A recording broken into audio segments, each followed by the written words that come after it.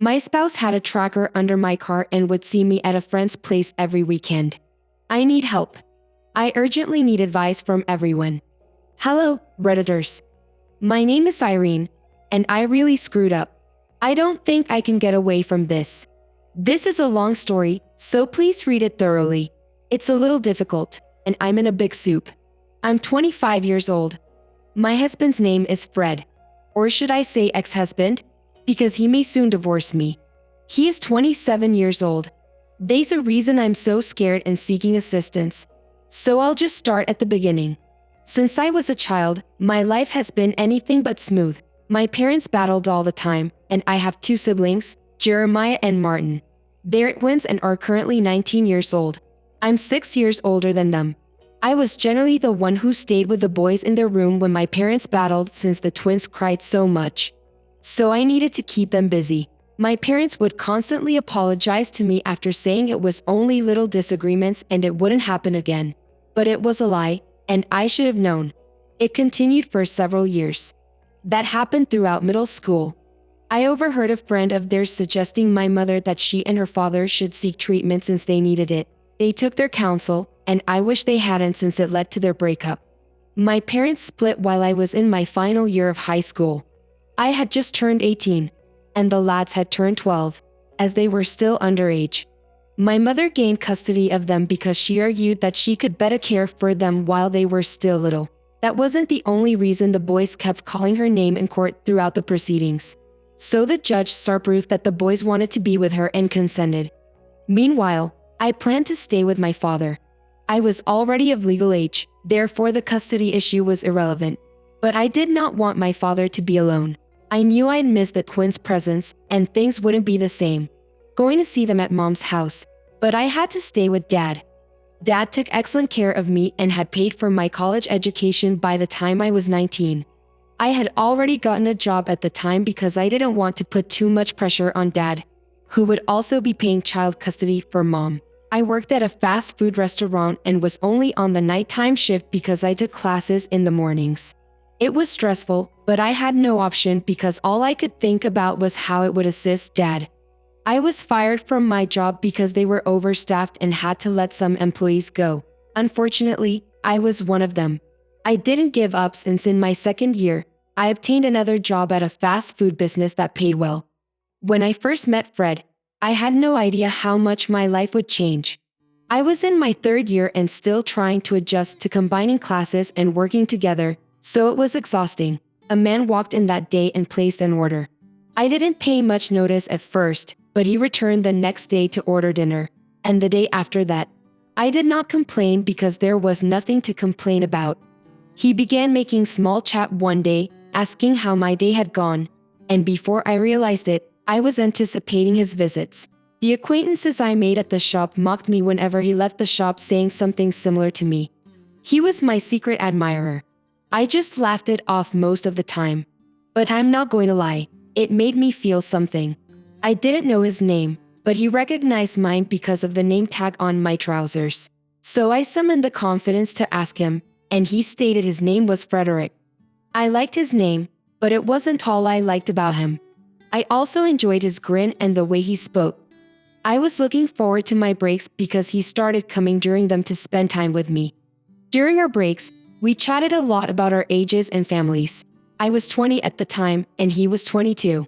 We ended up exchanging contact information, and he informed me he wasn't going to come much because of personal concerns, but he will call me. I didn't ask him about it because it was none of my business. So I continued with my typical routine of going to class in the morning and working in the evening, but this time he called at night.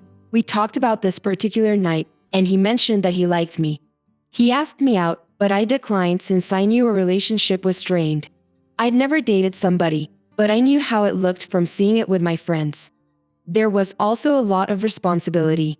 I didn't think I could handle it with all of my academic and financial problems. I traveled to my father's house for the holiday, and Fred expressed an interest in accompanying me.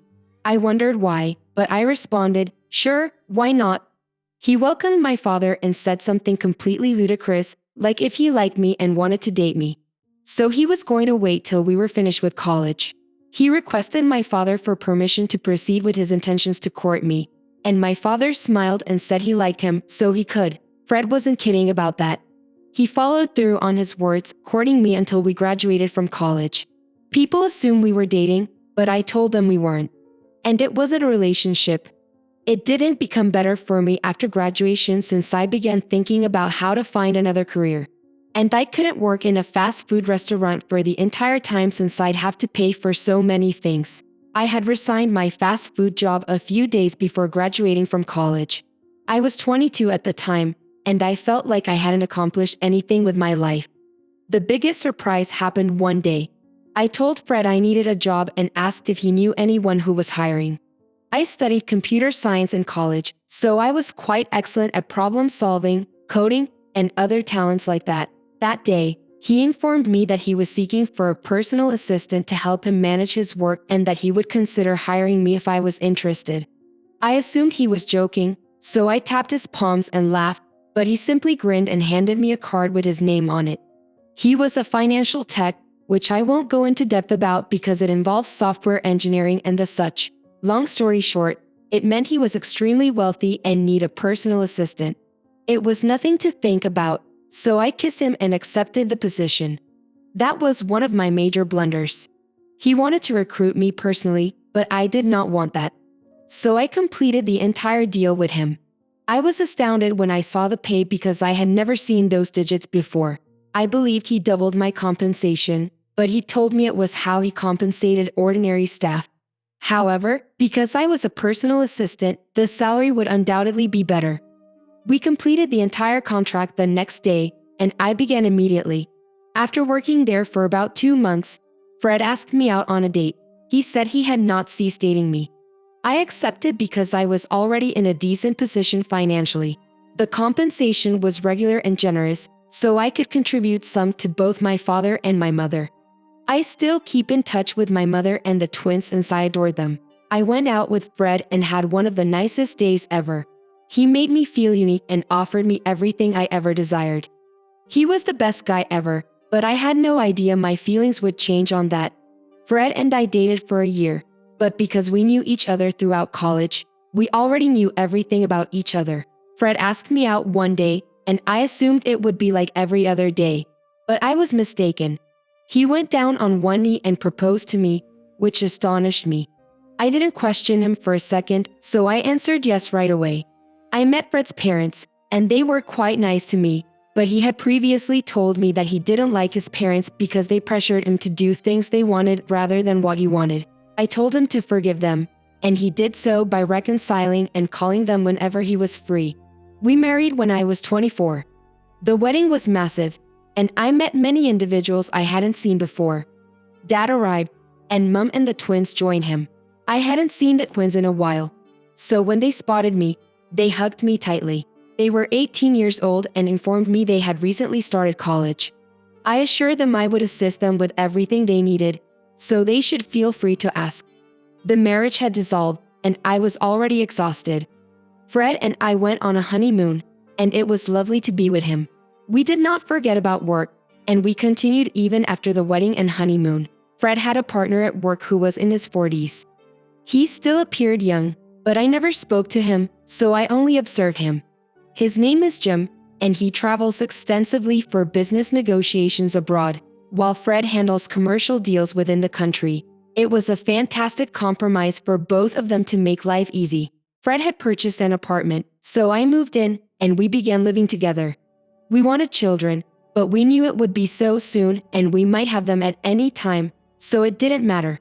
Saturdays and Sundays were my days off, but Fred often had to work on weekends to deal with things. On this particular Saturday, I was at home, just finishing up my housekeeping chores, when the doorbell rang. I wasn't expecting anyone, but I wondered if Fred had ordered something and it was the delivery guy. I hadn't taken a bath yet because I was doing chores, but I was wearing shorts and a blouse. I didn't mind because all I needed to do was collect the parcel and sign for it. So he leaves. I opened the door, and there was Jim. I felt humiliated, although I'm not sure why. Perhaps it was because I felt strange around my husband's buddy partner, seeing me in shorts and a shirt with a dispersed bun. But I tried to be cool. I believe I noticed him looking at me because his eyes traveled up and down. I cleared my voice and greeted him. He informed me he had just returned and came to meet Fred. But he tried his number and didn't pick up. I told him to come inside because it was unacceptable for him to remain outside. When he entered and passed beside me, I'm not sure if it was the perfume or body spray he used, but he smelled amazing. Jim sat down, and I could not help but adore him. This was the first time I was alone with him, and I'm not sure what it was, but he seemed different. I'm not sure what it was, but there was something in the air that felt strange. I considered changing my clothes, but it would be strange to do so unexpectedly. So I sat on the couch opposite him and began pressing my phone, intending to strike up a discussion with him. But he spoke first.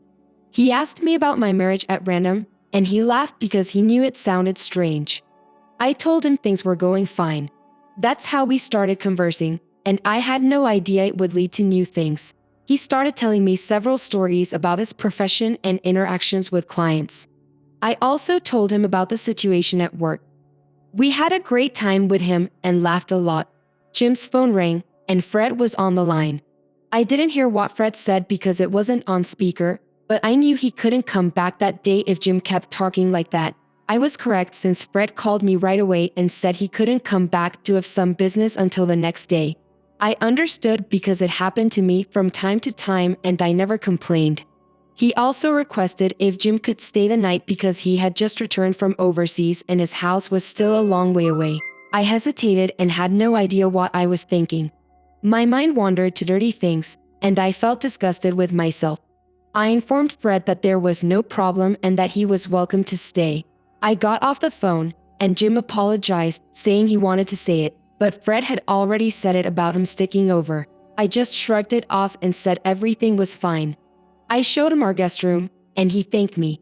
I took advantage of the opportunity to shower, but while I was doing so, I had the thought of heading over to Jim's side naked.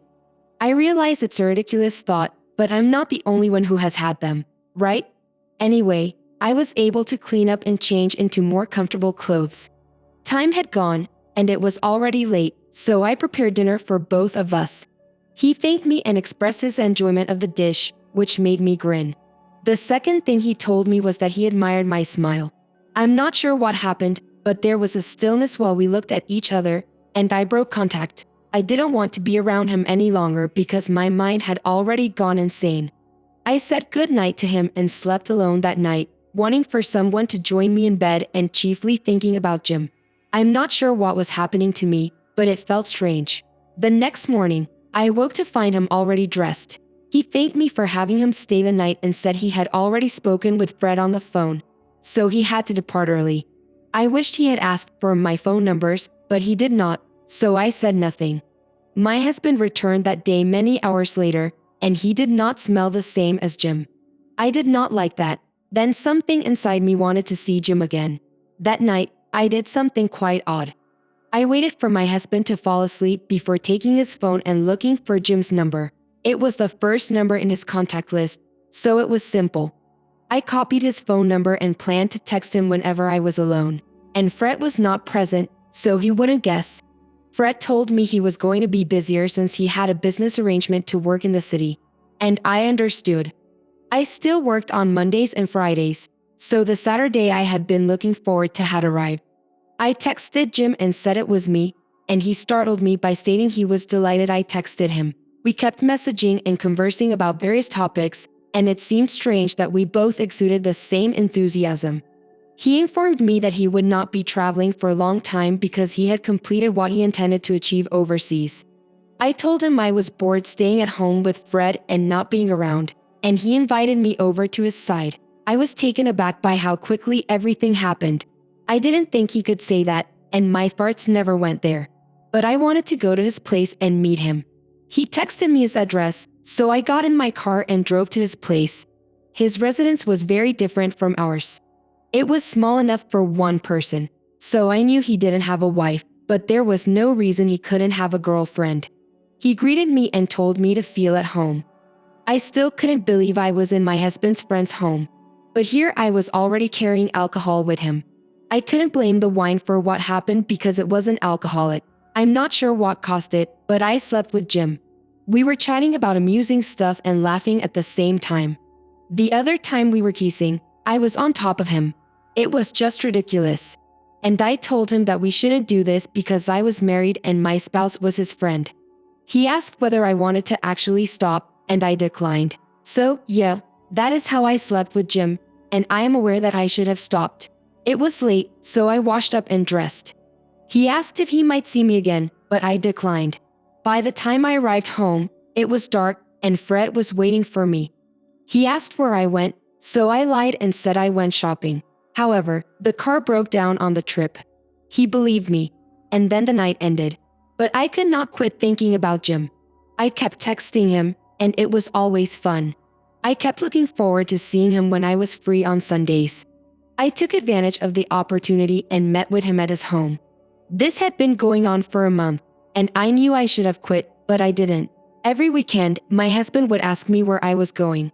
That made me return late, but I always found a way to avoid his questioning by telling lies. Everything came crumbling down when I went to Jim's place over the weekend.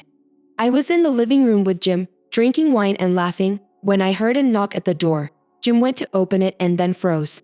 However, as I saw Fred enter the house, I realized why. I was stunned and began stuttering, asking him what he was doing in Jim's place right now. He told me he suspected something was up since I got home late, and I didn't realize it, but I smelled like Jim. He stated he'd been suspected anything since I returned home. Constantly smelled like Jim. I didn't think that was a thing, but he was probably correct. Jim had a strong perfume aroma around him, but it didn't explain why he was there. So I asked him how he knew I was present. He informed me he installed a tracker under my car so he could track me. Can you believe it? Anyways, he kept saying stuff and then inquired whether I had slept with him. I was about to refute it, but Jim agreed. We'd slept together. I wasn't sure what was going through Jim's mind, but he murmured something about finally having him back after all these years. Jim stated it was easy to acquire me, which made him happy. He just chuckled and said so many hurtful things to me, while also informing my husband that he had gotten his revenge. Fred left the house, and I asked Jim what he meant by retribution. But he said nothing. He told me to ask Fred, so I went home and met him. When I arrived home, he was not present. So please, I'm worried. What do I do? Because I'm completely perplexed. Should I keep asking Jim? I don't know how to talk to Fred. I need help. Asterisk. Comments marked with an asterisk. Asterisk 1 asterisk. Asterisk.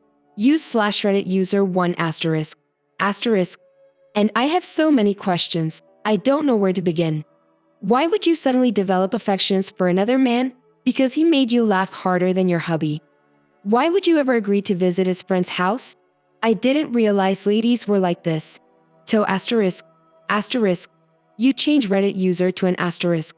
Asterisk. Whoa. This is a bizarre story. I believe you should speak with Fred and get it straight from the source. But you really botched up, Irene. You can't start developing feelings for another man simply because he smells better than your husband. If that was the way women thought, everyone would be divorced by now.